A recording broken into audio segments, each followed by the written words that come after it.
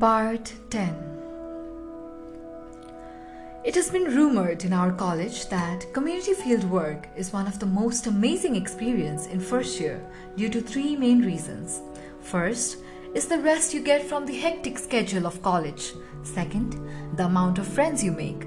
And finally, the third, and the one I find the most absurd, is that community field work is a romantic time and most, if not all, will come back as couples from the field visit. Among these, the first one suits my personality, but the second and third, I cannot say much about it now. Let's see if these come true, especially the third one, because that's the one we are interested in now, aren't we? Fieldwork was coming near. It was the dusk of busy first year as the final internal exams had been completed and we were being prepared for our fieldwork through the means of orientation programs held by the college itself. I think it must have been 2 days or so before the start of fieldwork that I had talked with Ruhi. Speaking of which, I would have to confess that I had talked to her before this as well, but it had just been the talk of need, which is talking only if I had some work with her. I still remember the first time she talked with me. It was the first day of our practical, I suppose. We were in the same group and she introduced herself to me. "Hi, I'm Ruhi. Pleasure meeting you." As you know me, my ideologies and my way of thinking, you might have already guessed how I replied. Yeah, you might be correct because I replied with such a momentum as to end the conversation that I myself was amazed for a moment. "Hi, I'm Saroj. It's nice meeting you too." And then, just as abruptly that I started the talk, did I turn my head to the other side and ignored to what she had to say, or at least pretended to do so, because I could still hear her saying something to me. She must have thought at the moment, "What a jerk," and looked furious, but who knows, cause I hadn't seen her and her talks were audible but on the verge of ignorance. And for God's sake, she's not writing the story, so I guess that must remain a secret left for your imaginations to unravel. For now, all I can say is that I didn't talk much with anyone, not even with my roommates, such that on a fine evening while I was returning from the library, a senior of mine met me on the way to hostel, and guess what he said to me? "Hey, you seem strange. Don't you have any friends to hang out with?" And to my surprise, I greeted him with a smile and then replied as abruptly as the conversation had started. "Nope, I guess I don't fancy much of a crowd, but thanks for your kind observation and abrupt remark," and I laughed my way out. If he had a sadistic attitude, he would have troubled me every other day by a rational, irksome inquisition, which is, by the way, infamously known as ragging. But I'm sure they mentioned in the first day of our college that ragging is not tolerable and is highly punishable. But who cares? Rules are rules, just like that, made to be broken, ain't it? What I believe is that rules are simply constraints for the weak, cause the strong ones always find their way out of it. So here's a small definition I would like you to grab onto in case you see the word coming in and out of the subsequent chapters, flung randomly like the slang out of the mouth of an impetuous individual. Ragging, in my sound mind, means an act of irrational, irksome behavior, especially in form of some unjustified inquisitions that ought to break your rationality to the brink of emotions. For I believe they themselves are the creations of a frustrated, emotionally tormented, and rationally incapable souls. As a matter of fact, I would also like to quote here that I have as much as possible tried to stay out of ragging, either to me or by me. Though I'm strictly against ragging, so by me is not a chance here, but I have been stuck many times in ragging to me, which I think can be a matter of discussion elsewhere.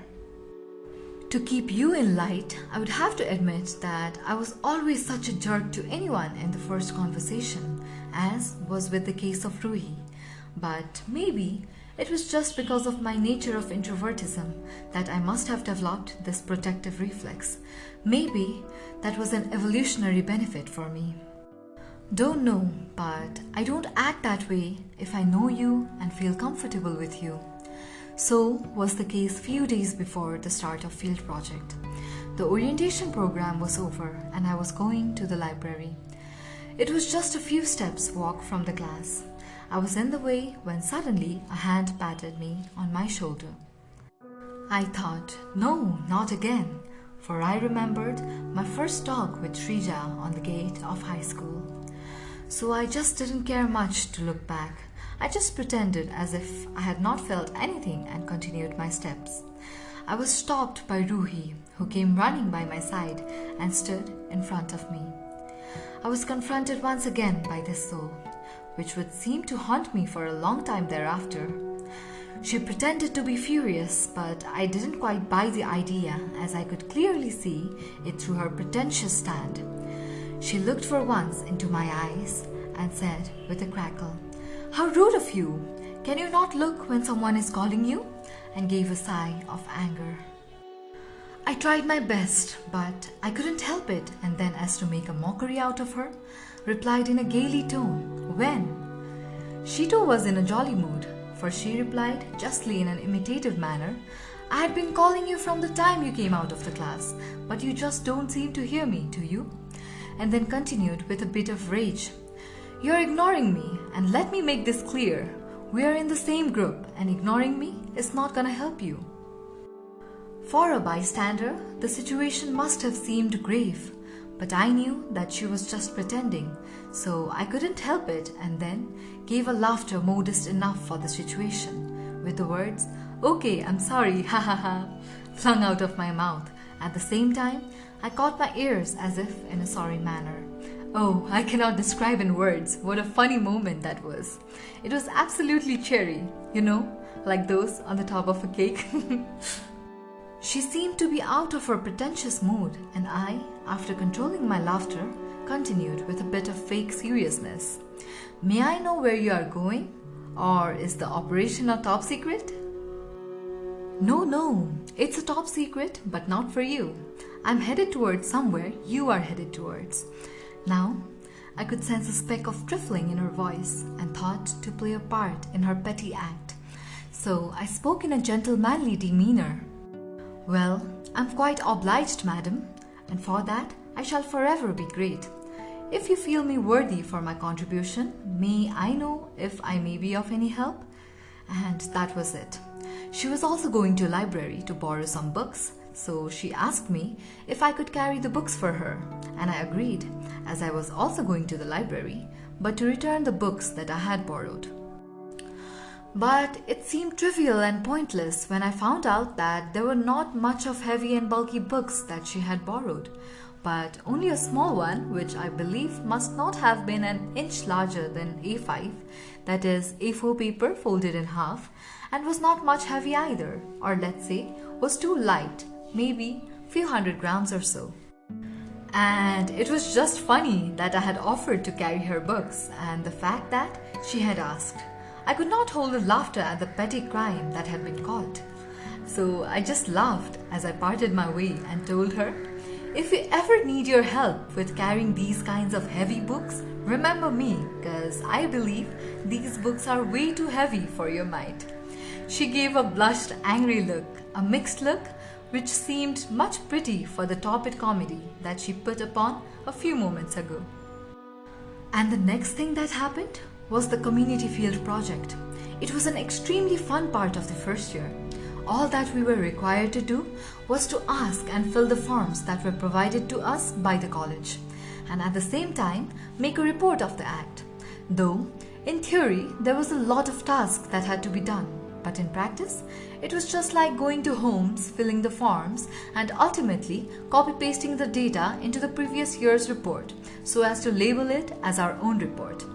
It was a nonsense in terms of learning activity, but in terms of entertainment, it was full-on experience. I happened to enjoy the atmosphere there a lot. The time that we 26 people of our group spent there was just awesome. It was more of a lifetime experience than just some simple fun. I did make a friend there, and that was Ruhi. Though I bonded closely with many of the people of my class, but as you know it, they were merely classmates to me, just like the ones of school and high school, whose existence has been nearly forgotten by me. Though there were also a few close mates, most were barely mates. As the days passed, I enjoyed the convivial company with Ruhi. Now, I was pretty much comfortable with her. A fact to be made clear here, I was never before this comfortable with anyone from the class on one-to-one talks, be it in school or high school or college, except Sagar. I remember I could sit with her for hours and hours and talk about all these nonsense stuffs and still think like there was something left to talk about. Let's get to how this started and propagated one by one. I think it started the day she made me carry the heavy book from library. You remember this, don't you? I still can't stop grinning whenever I remember this incident, but propagation, it took time, like brewing ale. I could say that both ale and these feelings were addictive. Both felt like bliss and took time to form. But there were two differences here. First, I didn't drink ale like I drank this feeling with my innermost satisfaction, and the second, the effect of ale seems to fade after some time, but this feeling, it has made its impact upon me, and I think it will stay forever in the backyard of my memories. I could say openly that I had captured this feeling with the camera of my heart. Maybe it's the way how universe works. You never know when no hard feelings changes to all hard feelings. You only feel it when you get to the part where you have either no hard feelings or all hard feelings. That is, either you don't give a crap or give all of your attention to the person. In between, you're always numbed by the present. Maybe that's what happened here. I was into the numb part of these changes. We had to go for collecting data from households around us, so we subdivided the groups and Ruhi was in my subgroup as well. I proposed to the subgroup that we further divide the subgroup into sub-subgroups of 2 to 3 people each so that we could cover more households. It was an effective idea with absolutely no personal interest. We took ballot and selected the persons in each sub-subgroup. And you know what? I and Ruhi were once again in the same sub-subgroup. I don't know whether that was what the universe wanted, but that was all that happened. I enjoyed her company way too much. It was an enthralling experience, going up and down the paths, be it the muddy, slippery paths of the countryside or be it the scarred, rough terrains of experience. I knew that I could rely on her and also made sure that she could rely upon me at the time of need. And this was one of the most important components for my friendship. We, along with other members of the group, used to go to have supper. It was actually the first time that I had gone to supper with anyone of the class, and especially with anyone that I called friend. So that was my first experience of literally spending time with my classmates. I still remember the day of my farewell, where my mom wanted me to go and spend some time with my classmates. I had been forced into that party, though not literally, but see, now here I was, feeling fun to spend time with my classmates and my friend. I think I now understand why people used to go out a lot with classmates or colleagues and still enjoy it. Though, few years before these incidences took place, I felt it to be a complete waste of time and an exasperating experience. I was changed once again, or let's say in my terms, I was growing with the lessons of time and experience, and I feel much nice writing it here. There was a guy that I recall, whom I don't find it right to name here, but I believe he was much interested in Ruhi. He was such a pain in the ass, as I have to confess here, for I believed that he was trying to steal whatever little time I could spend with Ruhi. Well, it was a justifiable reason, I guess, because it was not just friendship that I feel was there, rather a feeling of attraction that I felt towards her. But it was not a crush, as I could say, cause still I hadn't known her to an extent at which I could say that she was becoming my crush, or had I? Speaking of which, I hadn't cleared many things on my crush with Srisha. Don't worry, we'll come there soon. As I might have said earlier that the crush with Srisha was not an independent entity in itself, rather intermingled with the upcoming crush. So let's set that aside for a moment and continue our journey with Ruhi. It was the last day of field project and was my birthday.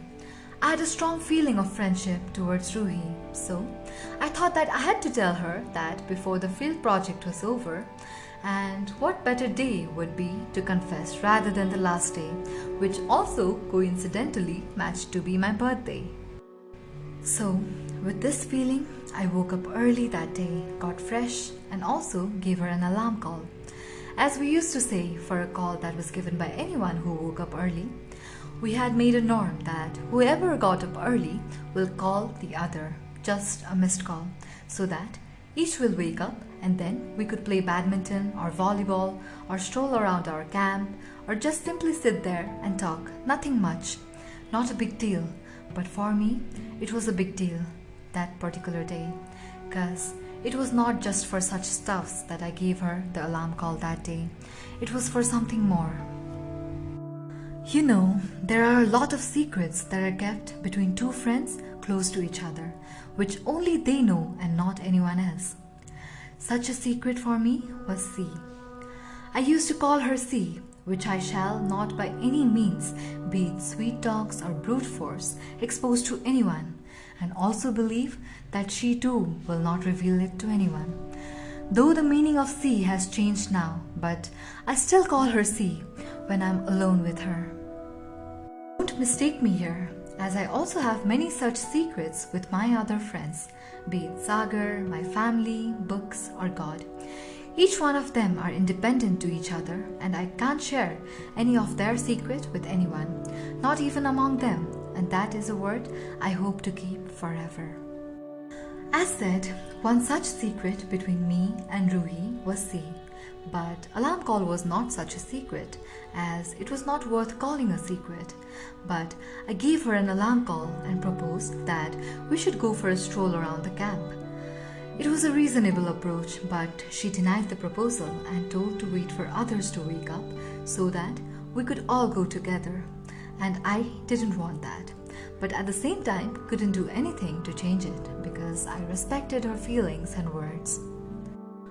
As I think, she might have thought so because of the fact that it was the last day of the field project, and like anyone else in their sane mind would do, she wanted to enjoy the last moment. But you already know what my ideas are on the concept of farewell or enjoying the last moment, specifically because it's the last moment. However, today I played the part, only to get angry on the fact that the boy which I mentioned not to tell the name of was also invited for a stroll. I didn't like it, but as you might know, I couldn't do anything much, so I just passively followed. The golden time had passed. The field project was over and we were heading back to our college. I didn't tell her about anything, neither about my birthday or about our friendship. Actually, I should have been angry at the situation had it not been for her wish that I respected. I was in dilemma, weren't I?